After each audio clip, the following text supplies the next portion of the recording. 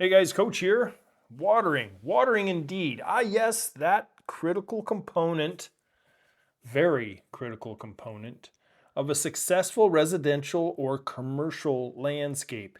It is what we are talking about today. The delicate balance that becomes very obvious when things are not quite right.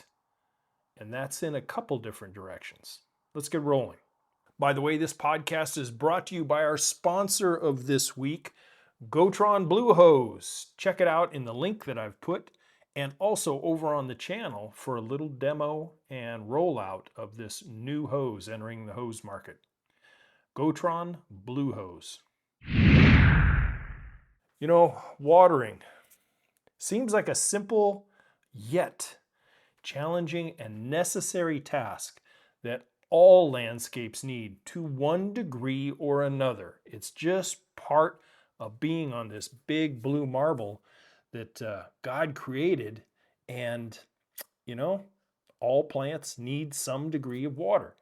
Yet, did you know that watering, the actual task of watering, is the number one killer of residential and commercial landscapes? That's right. What it needs can actually kill it. Some folks just cannot get it right.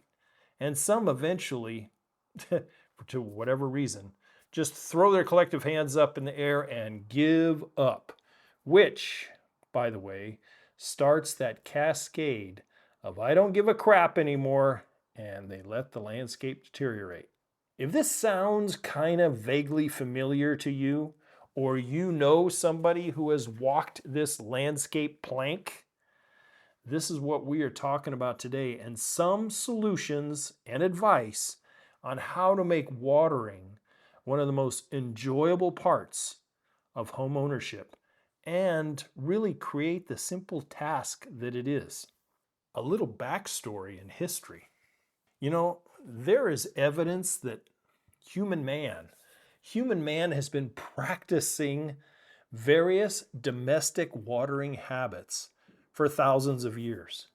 There's recordation that goes way back 5 to 6,000 BCE and has been studied, refined, and modernized over the centuries. In this modern era, and in 100 years, this will be antiquity too, but in this modern era that we live in, there is still the horticultural intuition that a person needs to develop in order to refine their watering habits and adapt those habits to their individual landscapes and that landscape's specific needs. For some, this is easy, and others, much more head banging against the wall, difficult style. Some folks hail from a family tree that watering and gardening was taught to them as they grew up. And yet others are really kind of educationally devoid of knowledge and find the whole process of gardening and maintaining just a giant waste of their time, despite them being, homeowners. Now, for the latter, you can generally point them out as you drive through neighborhoods and countryside homes. Yet you can also point out the landscapes where owners have things dialed in. Would you agree with that statement? So let's talk about some steps for watering, which will result in landscape success. Simple steps, and like I've always said, and it was taught to me many, many decades ago, knowledge is power, guys. And if you have the knowledge, then the frustration meter tends to go way, way down. If you think about it, whatever you have out in the landscape, plant research is one of the biggest things that you can do to get on top and out in front of the curve of landscape maintenance, ownership, and performance, shall we say. This, at least, is a fairly easy concept. Identify the shrubs and trees and perennials and turf grasses that you currently have and that you plan on having for whatever period of time. Maybe you have bought a home and it has all of these various plants and everything there, but do you know what they are? Not too hard to figure out. I mean, on our pocket computers that we use as a phone and a computer and everything nowadays, you can take pictures of these things and have them come up on your screen exactly what they are and what their care is, where they grow, where they're native from, etc. And you can knock this out in a matter of minutes, depending on how much you have there in your landscape. I mean, go out there and take pictures of shrubs, trees, perennials, not your turf so much, but any other plant material that you have, ground covers, etc. And then once identified, you can study up on them right on your phone there, maybe take some notes or whatever. It's really a very quick tool to find out what your plants need, where they best thrive at, what soils are best for them, and getting back to the topic, what is their watering needs? Some landscapes that people inherit through purchasing may have plant material that have very different watering needs planted right next to each other, and then you kind of wonder, why in the heck is this one struggling and this one's thriving? Well, there you go. You can generally boil it down to soils and watering needs, plain and simple. This makes long-term success and a good number of the plants left to struggle if they're in an environment where they're not meant to be. The next thing that you can research is soils. Learning what soils you have in your landscape, and they may be different from the backyard to the front yard, etc., is a huge advantage to determine what plants both existing there that are thriving and which ones that you may be bringing in that what are their needs, and certainly bringing in new plants that will thrive in that particular soil. Now, either A, you have to create the soil that those new plants are going to want by amendments and soil additives and etc., or you have to adapt your plant list to the type of soil you have. With many different soil types that exist around the globe, and all the way down to different soils within your own landscaped property, you can change and amend the soils to fit that desired plant material or adjust that plant selection to fit the existing soil conditions if you're embarking on like a landscape makeover. Once identified, you can add and find out which amendments will change your soils to work well for the plants that you want to put in. You'll also kind of find out what nutrients work best in the soils, what is the pH, the alkalinity and the acidity within the soil, the density of it, the porosity, how quickly water can percolate through the soils, and other challenging aspects. And once you know that, and coupled with the plant research that you've done or going to be doing, you are volumes ahead of 90% of the population out there. Keep in mind, and this is kind of neat, this is not a process that's going to take days or weeks, but rather kind of a weekend morning.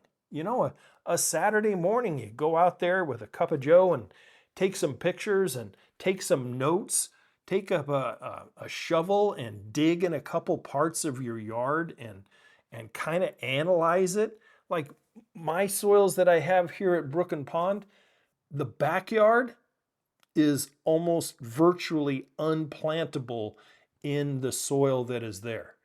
It has to be native weeds and raspberry and that kind of stuff. But putting ornamental stuff back there, yeah, not going to work. Had to do a raised bed back there and kind of sift through the rocks and pull the big cobbles and the shale out. And then I had kind of a sandy loam soil left over, which I have had good success in planting the backyard boulder triangle bed. It worked out really well, but I could not do it. And you'll notice in the video this week, you'll see the sides of the house at Brook and Pond that don't have plants in the ground. They have them in containers, and there's a reason for that, because trying to dig in to that shale base rocks area would just be a nightmare to take care of. And then as I migrate out to the front yard, then you see plants in the ground again because the soil topography and makeup is different. It starts to become, and I'm sure that's based on the foundation of the home, that everything was scraped down to base, bedrock type of stuff, and then a foundation was made so there was no settling and shifting, etc. So investing a couple hours on a weekend morning, pretty easy to do and gives you loads of knowledge and education, which empowers you to go make some plant selections or address any issues with the plants that you have there that may be struggling. Now, pertaining to watering, there are soils that are, God, you go down to the southwest part of our country, the US, and you'll see soils that are virtually sand and very alkaline. And then you go way up north, like in Michigan, especially northern Michigan and stuff, they have very, very sandy soils. Then there's a type of soil that I described here at Brook and Pond. And then out at Weed Patch Ranch out in California before we sold, the soil out there was kind of it's kind of a clay, loam, gravelly kind of mix. It was really kind of a weird composition of soil. But you have to know what you have and what you need to do. And what you find out when it comes to watering these is some plants like to be evenly moist all the time. It's like the Goldilocks syndrome. Some plants want to be watered and then allow them to dry just a little bit. Not all the way out, except maybe cactus and some succulents. But they don't want to be constantly watered. They use water at a rate that is a little bit less. And then there are some that are virtually almost water plants. Then they need lots and lots of water all the time. But your soils is going to dictate how fast water percolates through and into the ground. Out here, in my particular situation, the further out the front of the yard I go to the forest, the sandier and the more loamy soil comes into play. And the plants that we've just invested in, I have to pay attention to those down there to get established more than ones closer to the house, if that makes any sense.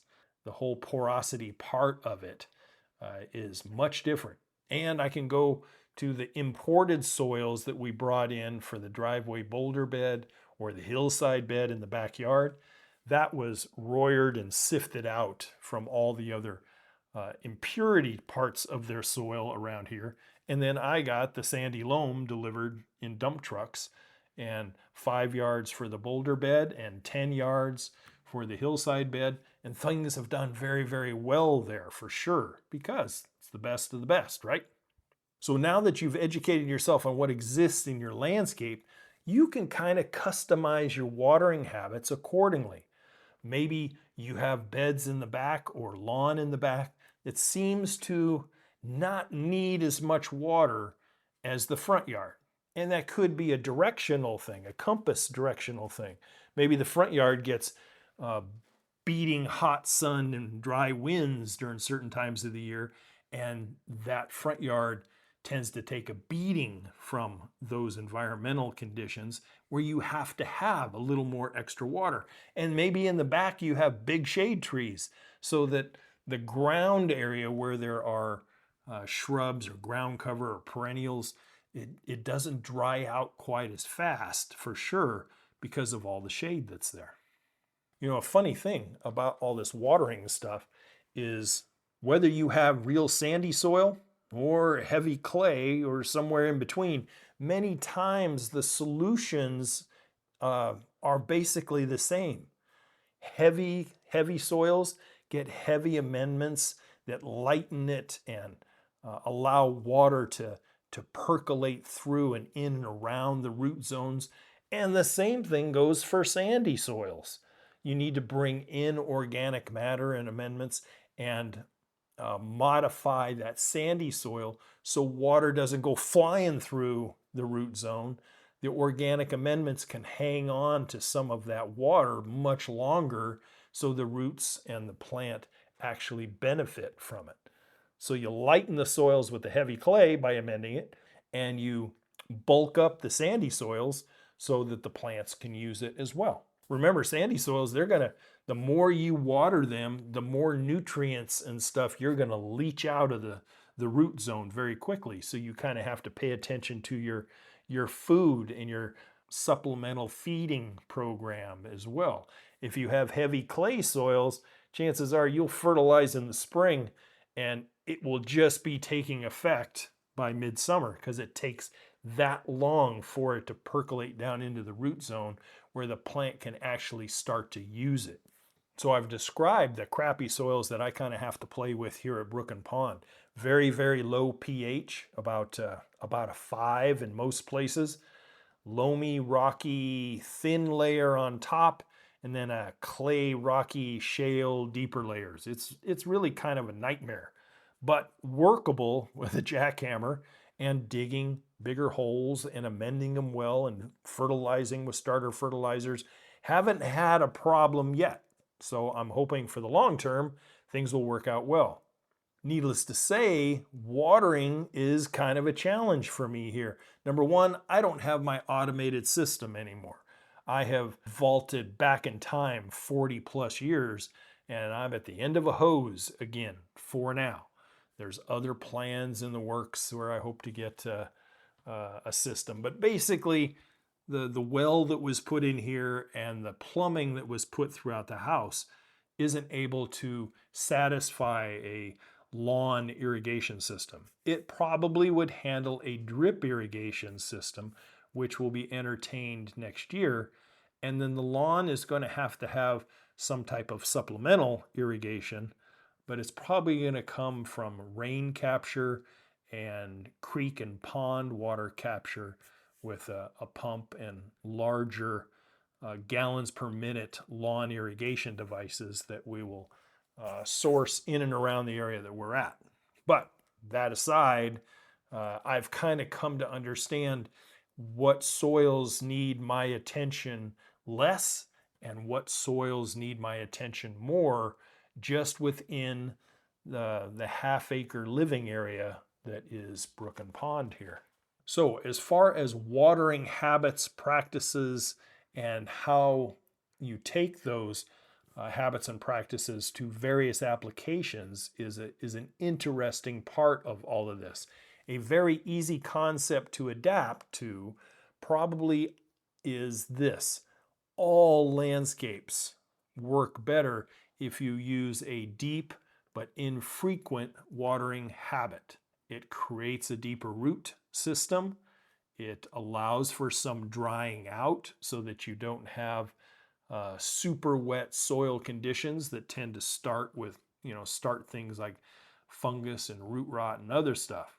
So the big $1,000 question is, what is infrequent, Matt? And how do people interpret that time frame? We go back to what we just learned about the plants that we have or are getting and what kind of soil conditions we have.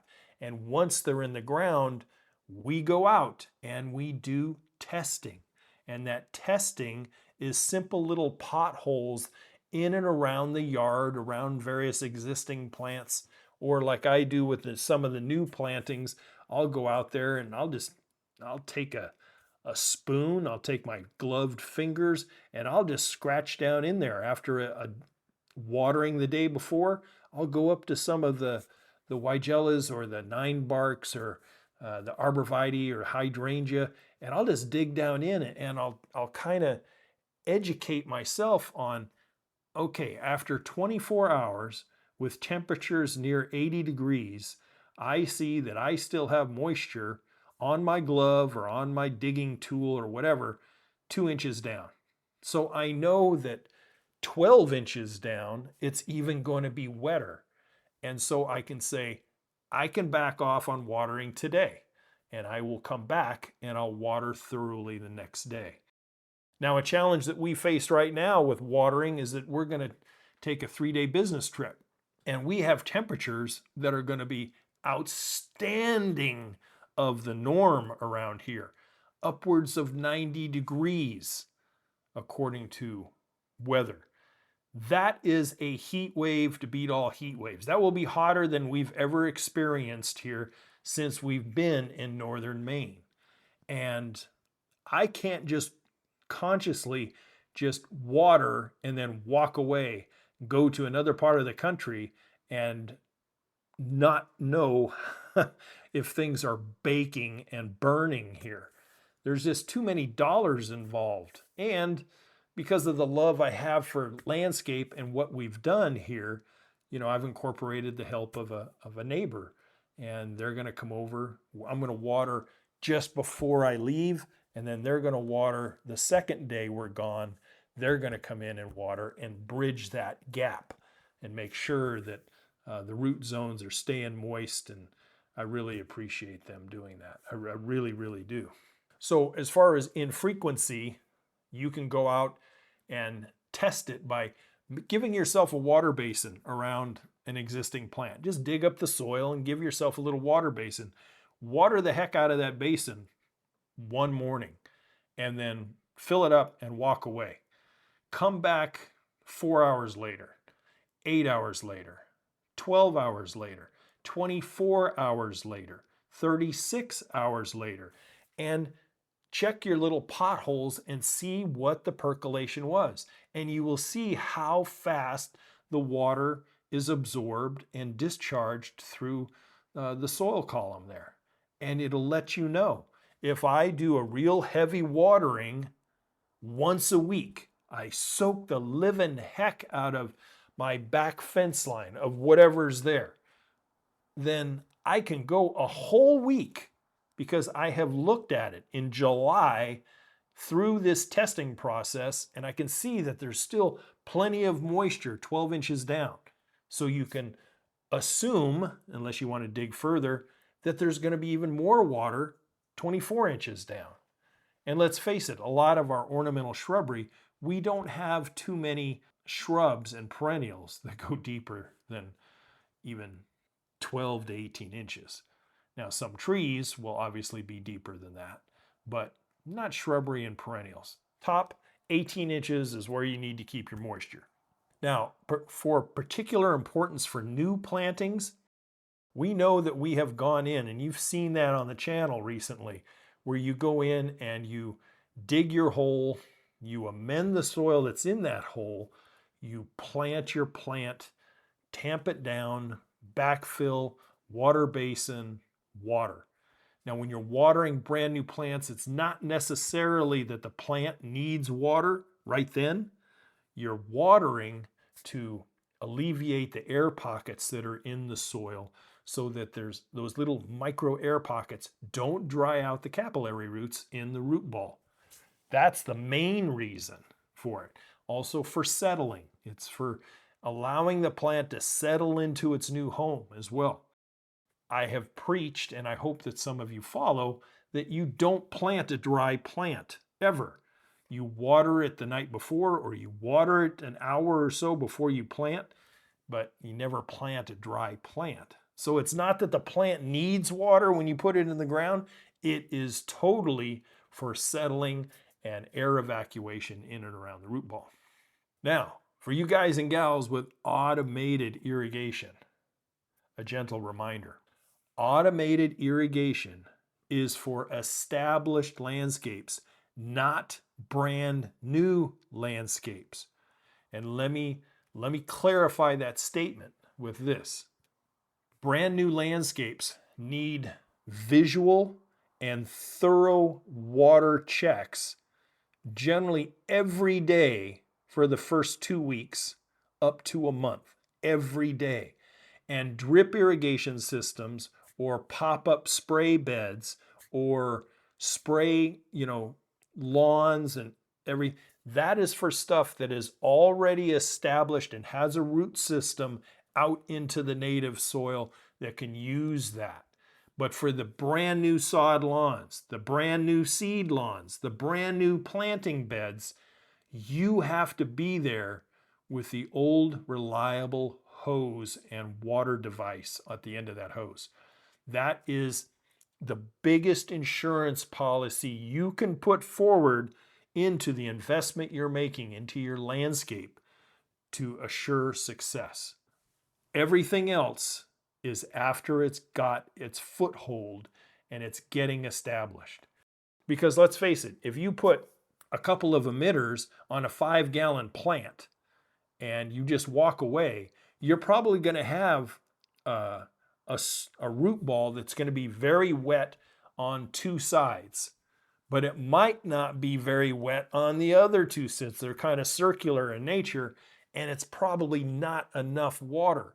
You need an uniform, even watering in and around that root ball for at least the first 30 days, if not up to 90 days, depending on your soil conditions and where you live and what time of year you're planting and what time of year is that 30 to 90 day cycle. Are you going through the dog days of summer like we are right now? Or did you put it in early because you're in a higher zone and you got on it in March and it was basically kind of established by June? Well, then your drip irrigation or your lawn irrigation can take care and maintain the water levels there. But it does not alleviate the responsibility of a responsible homeowner to go out and check regularly, because the last thing you want to see is, uh-oh, what's wrong with that plant?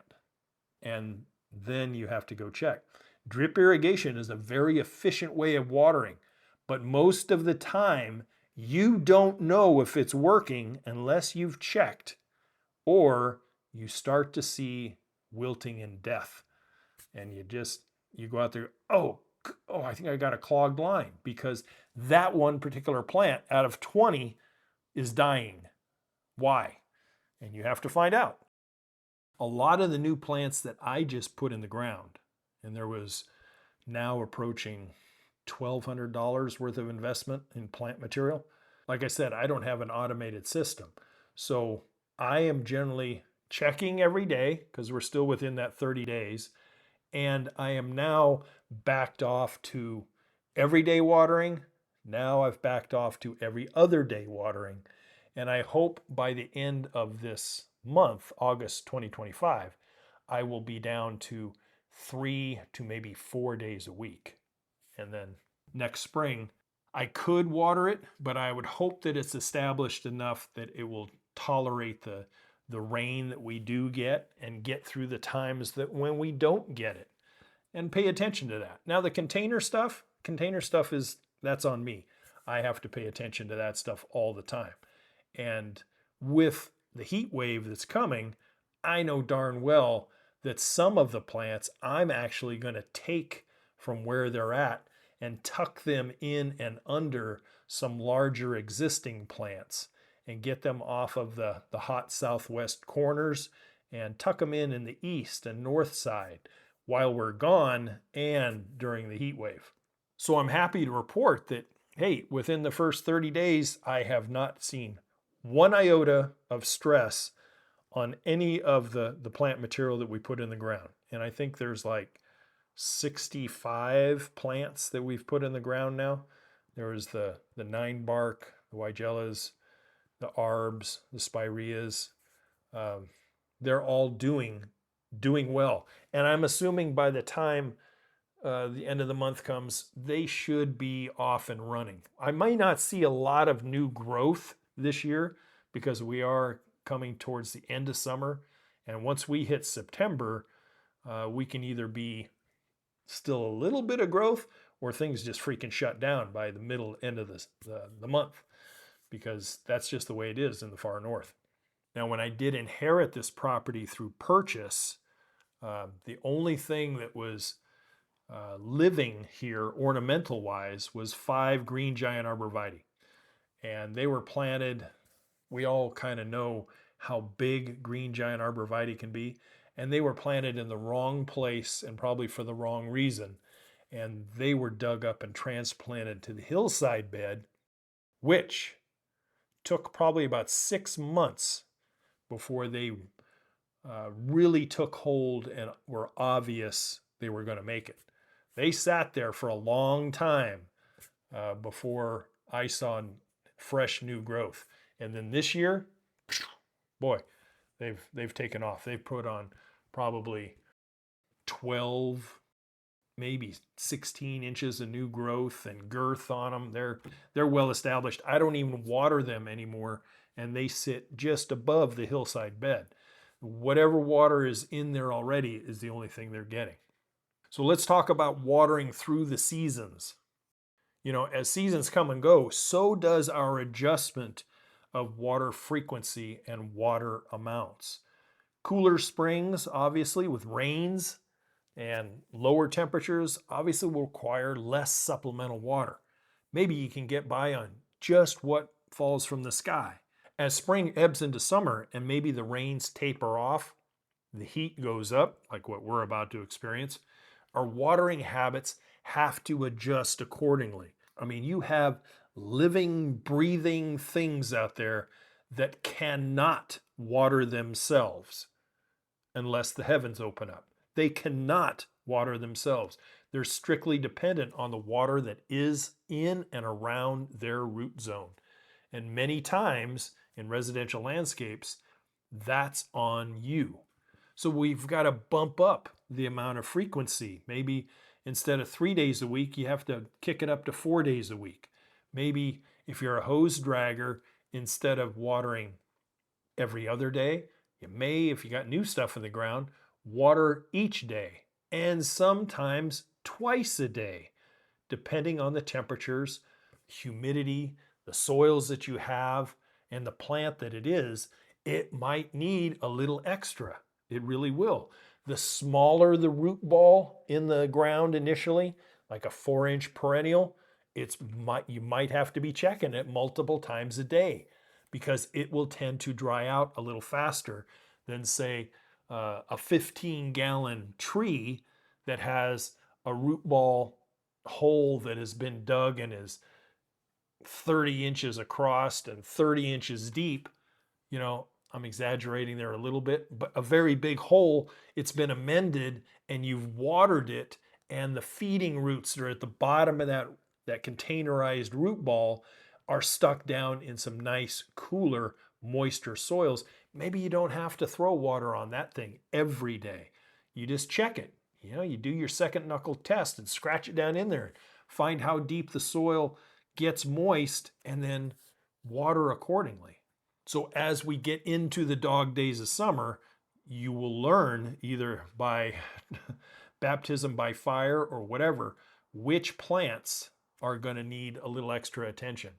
And this also goes a long ways to making sure that you have, especially if you're doing a makeover, you have selected plant material for whatever area of your landscape that kind of have the same watering requirements and needs. You know, you don't want to plant some native that needs to be watered with the rains only right next to an ornamental shrub that requires every day or every other day or every third day watering. It's probably going to adversely affect that native, or the ornamental where you're just going to allow it to rain and whatever it gets, it gets. You kind of have to have oranges with oranges and apples with apples. And if you start mixing those apples and oranges, oftentimes you end up with problems. So ebbing out of summer and into fall, most of the growing part of the season for many, many plants and trees starts to drastically slow down. Daylight hours are less, the temperatures are lower, and all the requirements of the plant are thinking it's time to take and store carbohydrates and sugars in our root zone and they don't always need a lot of water in order to do that. Moist, yes. Swamped, no, never. You need swamping. And then as we ebb off into mid to late fall, for us anyway, we start getting cold and ground starts to freeze, plants lose their leaves, things go to sleep. But for you guys in the zones 8, 9, 10, 11, things continue to work and matriculate off into winter. And fall is a much more protracted amount of time. So you kind of have to keep water in the system all the way up until things have defoliated and basically kind of gone to sleep. Now, when it comes to turf grasses and water, obviously the summer needs are much greater than the fall and spring. And if you have a summer where you have a tremendous amount of rain, woohoo! I thought moving up to where I'm at that I would probably not have to water very much after things were established, including the lawn. Well, I'm finding where we're at, yes, we get rain, but it has not been reliable enough for the soils that I have and the plants that are here to take care of everything. A classic example is last night. We had thunderstorms that came through after the sun went down, and it came down pretty hard, but for a short period of time. And it would seem that, wow, boy, now I don't have to think about the lawn for a couple of days. But going out there this morning and looking at it, there was some wet spots. The lower part of the lawn always stays much wetter than the upper part. And there was some water in the root zone, but the root zone for lawns up here are generally less than 2 inches deep. They just are. And so in scratching in and around the lawn to see what was actually still moist, it was maybe a ½ inch down. You could tell that it rained, but below that, it was kind of on the dry side. So that's what I have to contend with. What do you have? You know, I was watching a couple of videos and they said that it was out in the Midwest. And they said we got 3 inches of rain overnight. And I'm going, holy cow, 3 inches of rain overnight. Well, number one, my pond would be breaching the dam with 3 inches of rain overnight. The brook down at the roadway would be jumping the driveway with 3 inches of rain overnight. So I don't want that much rain. I look at it as an inch of rain or an inch of water per week would take care of my landscape naturally. It would benefit the lawn with an inch of water a week. It would benefit all the plants. I would not have to water. But like I said, the reliability of this constant rain is not here. We had that rain last night. We had a really dumper like 7 days ago or so, and then nothing in between with temperatures in the 70s and the low 80s. Things dry out in a hurry. They do. Okay, let's talk about the delivery of the water for your landscape. What is the tools that you are going to use in order to deliver the water to the plant material or the lawn or the veggies or whatever? First of all, there are many. There are many gadgets and gizmos out there to water with. Depending on what you are actually watering, the device can be a little different here and there. Then there's the all-around watering champion. And can you guess what that is? The all-around watering champion device, and that is a hose operated by a knowledgeable human, plain and simple. No other devices technically are needed. There might be, a device that's going to actually deliver water, but it's going to be at the direction of a human that's going to say, okay, I'm going to water my lawn in this area for 40 minutes. And then you're going to turn it on, adjust it accordingly, and you're still doing the watering. The other thing is Mother Nature. If Mother Nature, the heavens open up and you get that perfect 1 inch a week water, you don't have to worry about this stuff so much once things are established. An inch of rain over the course of a week will keep everything nice and moist on an established landscape. But brand new stuff, you're still going to have to put water directly to that root zone on anything that is 90 days or newer. That includes seed lawns, sod lawns, etc. Sod lawns are one of the highest maintenance watering monsters that you can put into a landscape. They look great. They're the only way I ever installed new lawns was with sod. But those things gobble water to the tune of 3 times a day for the first 2 weeks. And that takes a lot of time. Yes, the automated systems were used to water those, but you also had to have a hose at the ready to make sure that the seams were really, really moist and the budded ends were really moist, because that's where sod always dried out. So if you're putting in a new sod lawn, congratulations. But just remember, your sprinkler system is there to take care of your lawn once it's established. You can use it during the newbie part of it, but have your hose there to go out and make sure you soak those seams and ends really well, especially for the first 2 weeks, plain and simple.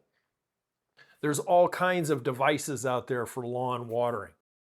Many of you who are, let's say, older than millennials, you can remember devices, the old oscillating fan devices that went back and forth and threw water up in the air at various arcs.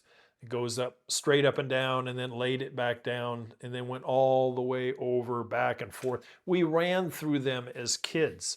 Then there's devices like the old hose tractor watering device. Many of them were put out by the Nelson Company, I think, back in the day. And they just had a whirling water arm on the top that threw water in a circular pattern, and the little lawn tractor would follow the hose. It would water, and for generations people have used them successfully. That's why they're still around.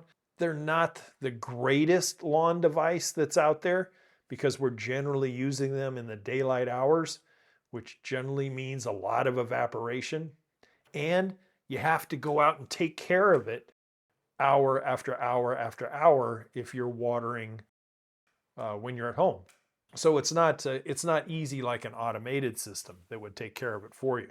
Now, for planting beds, raised beds, and containers, again, the watering champion still to this day and age is a knowledgeable human and hose duo. But there are automated systems that include like drip irrigation, which is my personal favorite, as long as it's on timers. The delivery devices can be drip tubing, drip emitters, drip tape, and then there's the old, for like larger vegetable gardens and stuff, there's the old channeled flood irrigation system of watering. I think in the modern era, many vegetable gardens have either connected devices to a hose that might be on a battery operated timer. So the timer opens the hose valve and then the drip system, delivers the water to each plant. And that's better than nothing. At least if you're off to work 8 to 10 hours a day and then you get home, you can go out and check. And most of the battery operated timers are pretty darn reliable. They're not bad at all. And if you don't have an automated system, they're the next best thing to keep your landscape up and running and performing well when you can't be there. You're out working 5-6 days a week. You're working 8 to 10 hours a day. That's a lot of time to be gone, especially if you have newbies in the ground. Got to take care of them somehow, plain and simple. So for turf watering, the devices that are out there, especially for automated systems, I'm going to talk about automated systems only. You have rotor heads. They're the much quieter, gear-driven delivery devices that are used in small to medium to large to very large style lawns. Then you have the impact heads, the old maxi or mini paws that are out there that no, I'm not going to do that again for you. I'm sure Maestro will appreciate that though. But those have been around for longer than me, and they're pretty reliable, although some maintenance is necessary on them occasionally. You can't let grasses and stuff get down in the canister and gum the works up. You have to check the return springs. You have to check the radius and the arc settings on it at least once a year, but they work as well too. And then you have, for smaller lawns, smaller yards, you have the standard 3, 4, and 6-inch pop-up heads that water pretty darn well. You know, I've installed hundreds of yards with those things, of all three things actually. So watering lawns of various sizes, again, that is for established landscapes, something that is older than 90 days.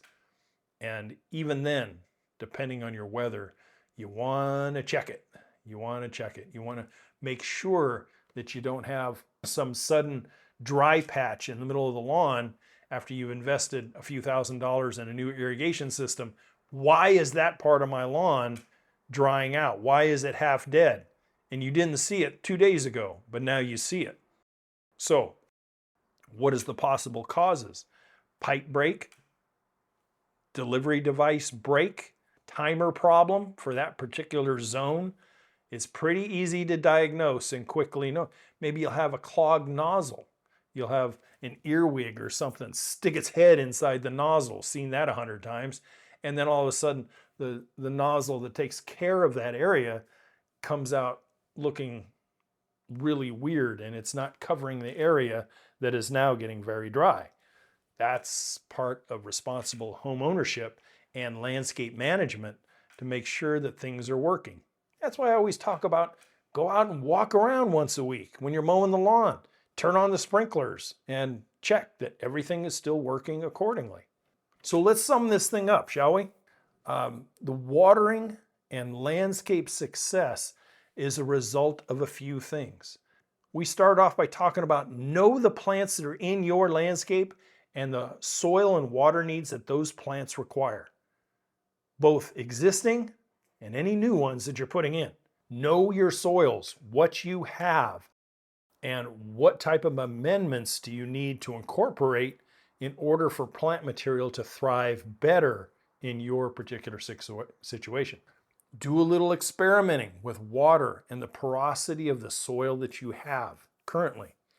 Amend those soils to improve that plant performance and adjust your watering habits throughout the season so that your landscape just takes off in the spring and charges all the way to Halloween and just does a great job for you every single year because you are on top of it. Being the responsible homeowner is a second job. It really is, both for your dwelling and for your outdoor living spaces. You have to be responsible and take care of it and maintain it just like you do everything else, including yourself. I hope you take care and maintain yourself as well. If you've made it this far into the podcast, I invite you to go over to the website, youryardcoach.com, and check out Homescape 2.0. If you could use a little bit of landscape education time, fantastic product that Maestro and I put together as a revision this year. There was a 1.0, now there's a 2.0. Much vastly improved from the first version, and until August 20th of this month, 2025, it is discounted over $100. So check it out. And the link for that discount for Homescape 2.0 will be in the description below. There's also some other products over there and some services if you're interested. I would appreciate anything that you can do for us. So that's what I have. If you'd like to see a little more pictorial version of this, I invite you to go over and check it out on our YouTube channel, Your Yard Coach. And for now, I'll bid you adieu and say goodbye, and as always, to your landscape success. Any questions that you might have about this podcast or any landscape concern, you can email me at youryardcoach@gmail.com. Guys, thanks for sticking around. It's been a little while, but we've had to take care of Maestro quite a bit.